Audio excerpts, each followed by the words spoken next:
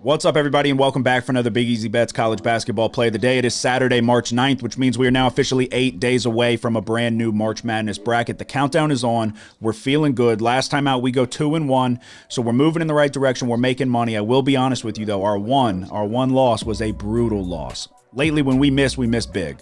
The good thing is, and what matters most, is we're winning more than we're losing, but we got to clean up some of those swing and misses there. We're back today with 5 plays. We're not getting too carried away, but like I've said before, Saturday should scare you a little bit. There's so many plays to pick from. The key now, with the tournament right around the corner, conference tournaments and then March Madness, you got to figure out who cares. Right now with the season finales and all of that, who cares to show up and play? Do they have anything to play for at this point? That's what we tried to do. We're going to break it down to 5 games. We don't have anything in the early slate, so you don't have to rush to get these plays in. Starting it off with Kentucky taking on Tennessee. The last time these two teams played, we saw Tennessee get the win 103-92 on the road. Now they're back on their home court looking for the season sweep. Last time, 195 points scored in a Tennessee basketball game. You can thank Dalton Knecht for that, who is the best 3-level scorer in the game.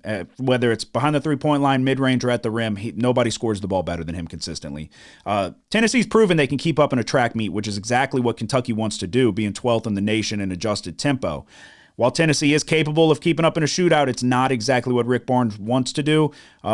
I said it last time out. We were on Tennessee against South Carolina. They still have that ability to squeeze you on the defensive end. They are 3rd in adjusted defensive efficiency. Rob Dillingham in the last game went crazy, 35 points. So whether it's Zakai Ziegler or whoever, I expect Tennessee to be all over him. They have rim protection with Jonas Adu down low. I don't like him, but he is tall and will protect the rim if you drive and attack the basket, which Kentucky likes to do. They can run into trouble if someone can bully him down low. Trey Mitchell really isn't big enough, in my opinion, and Ivisic, the big guy who's gotten more minutes lately, that's not really his game. He's more of a finesse overseas type player. So we're going to go under 167.5 in this game. Dalton Knecht is an incredible scorer. Zakai Ziegler's playing great. I don't think that Kentucky wants to get into a track meet, though. I think we're going to see them kind of slow it down a little bit and try to lean on their defense here and minimize the number of possessions Kentucky gets. So we're going to go under 167.5 in Kentucky, Tennessee. Our second play, technically the first one on the schedule here, Creighton taking on Villanova. I'm going to do it.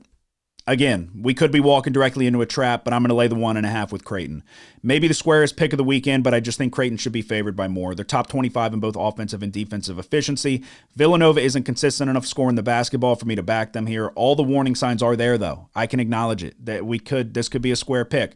Villanova needs this win bad. They've already beaten Creighton this year, and they're on their home court. But here we are, back in Creighton minus 1.5. Yes, I'm sitting on a Creighton 45-1 odds to win the national championship. Yes, it dropped down to 25-1 odds in the blink of an eye. But, I mean, who's keeping track there? Creighton minus 1.5. Third play, Marquette taking on Xavier. With Tyler Kolek, Marquette's an elite team. Without him, they're still a great team. They have been playing really quality basketball in his absence, even with the back-to-back losses to Creighton and UConn, 2 of the top teams in the Big East. Creighton pulled away late in that game. It was close for about 30 minutes or so, and then Creighton kind of pulled away. And then Marquette battled back with UConn time and time again, and honestly should have covered the number there late. So Marquette does still have a lot to play for. They have a 2 seed in their sights. I'm gonna back Marquette here, minus 2.5. Xavier failed to answer the bell time and time again when they needed to. I still think Marquette's a really good team defensively and even offensively. Cam Jones is playing great. Iguodaro down low. I don't think Xavier's going to have an answer for him. So we're going to take Marquette minus 2.5. Our fourth play, arguably the biggest game of the day, one of the biggest matchups in all of sports, Duke taking on North Carolina. And we'll get right to it. This could be another square pick here, but give me the Tar Heels plus 5.5, and here's why.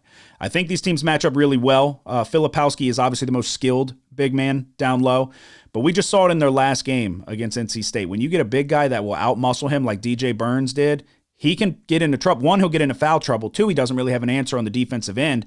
He will get pushed around. He's soft down low. DJ Burns went for 27 points.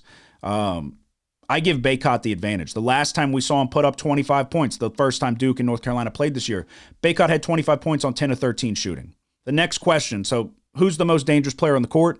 It's RJ Davis, averaging nearly 22 points a game in the conversation for player of the year. I understand it's Cameron Indoor. Davis and Baycott have been here. They've been around the block many, many times. You add in transfers, Harrison Ingram and Cormac Ryan. They're going to play a big role here. Ingram had a great game against Duke last time out. Cormac Ryan, who kind of had a tough start to the year for sure, has found his shot as of late. He gave him 14 points in the last game. I'm going to take North Carolina plus 5.5. It just feels like too many points. Duke's good. They have a really good perimeter defense. I honestly think these teams match up very similarly. So good guards, guys down low that can protect the paint and get you points. I think Baycott will body Filipowski a little bit. I think he's weak. So give me North Carolina plus 5.5. In our fifth and final play, Arizona taking on USC. Short and sweet again. I think the number should be bigger. I'm going to lay 7.5 with the Wildcats. They beat USC handily in the first matchup.